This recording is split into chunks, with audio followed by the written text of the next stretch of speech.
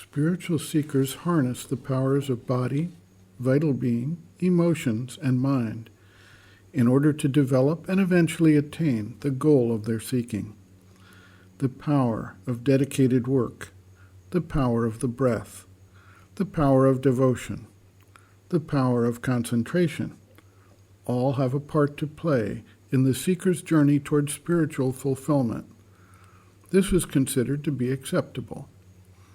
At a certain point, however, yogic practice tends to lead to the development and expression of new powers, powers that are uncommon when we look at the state of human development today.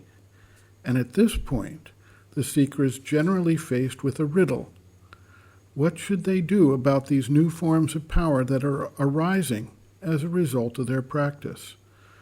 For those who follow a path of renunciation, the advice has always been clear and direct, that the seeker should not take up, develop, or become involved with the application of these powers, which become distractions to the seeking rather than aids.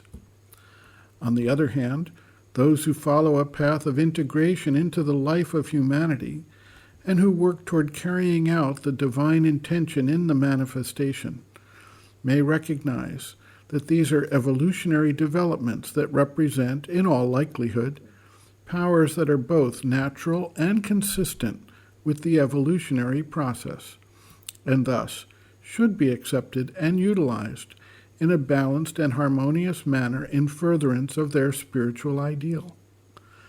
The issue in both cases comes down to the intention behind the acceptance and use of the powers.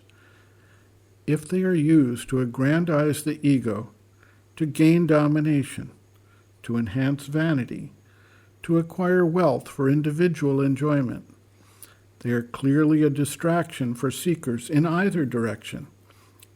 If, on the other hand, they are put to work for the general development and support the arc of consciousness as it successively works to manifest higher states of consciousness in the world, without the individual ego attaching itself to this expression, then it represents a power that can and should be utilized in the divine work.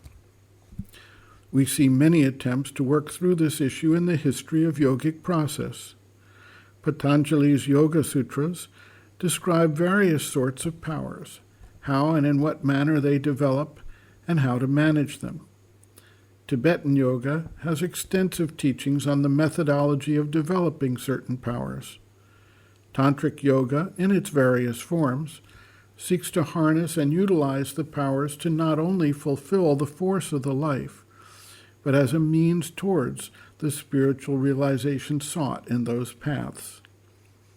The Bhagavad Gita shows an integrated approach that appears to accept the powers that come to the individual as long as they are put at the service of the greater truth and destiny that the individual is intended to fulfill. The issue raised by the Gita is to find the right approach based on undertaking any action with respect to the right circumstance, the right intention, the right balance, and a view to the right result to be attained. Tamasic approaches, based on darkness and false application, are discouraged. Similarly, Rajasic approaches, based on desire and self-interest, are also discouraged. The approach taken by Sri Aurobindo works to realize the evolutionary potential and thereby carry out what he terms the yoga of self-perfection. Sri Aurobindo observes, quote, "In mystic experience, when there is an opening of the inner centers, or in other ways, spontaneously, or by will or endeavor, or in the very course of the spiritual growth, new powers of consciousness have been known to develop. They present themselves as if an automatic consequence of some inner opening, or in answer to a call in the being, so much so that it has been found necessary to recommend to the seeker not to hunt after these powers, not to accept or use them. This rejection is logical for those who seek to withdraw from life, for all acceptance of greater power would bind to life or be a burden on the bare and pure urge towards liberation. An indifference to all other aims and issues is natural for the God-lover who seeks God for his own sake and not for power or any other inferior attraction.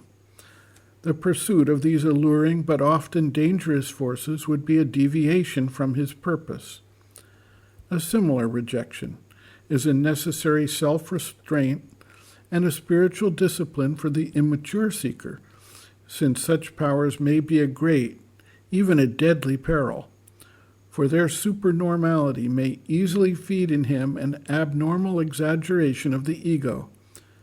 Power in itself may be dreaded as a temptation by the aspirant to perfection, because power can abase as well as elevate. Nothing is more liable to misuse. But when new capacities come as an inevitable result of the growth into a greater consciousness and a greater life, and that growth is part of the very aim of the spiritual being within us, this bar does not operate. For a growth of the being into supernature and its life in supernature cannot take place or cannot be complete without bringing with it a greater power of consciousness and a greater power of life, and the spontaneous development of an instrumentation of knowledge and force normal to that supernature. There is nothing in this future evolution of the being which could be regarded as irrational or incredible. There is nothing in it abnormal or miraculous. It would be the necessary course of the evolution of consciousness and its forces in the passage from the mental to the Gnostic or supramental formulation of our existence. This action of the forces of supernature would be a natural, normal, and spontaneously simple working of the new higher or greater consciousness into which the being enters in the course of his self-evolution. The Gnostic being accepting the Gnostic life would develop and use the powers of this greater consciousness, even as man develops and uses the powers of his mental nature. End quote. Reference, Sri Aurobindo and the Mother, Powers Within, Chapter 1, Latent Powers, pages 4 to 5.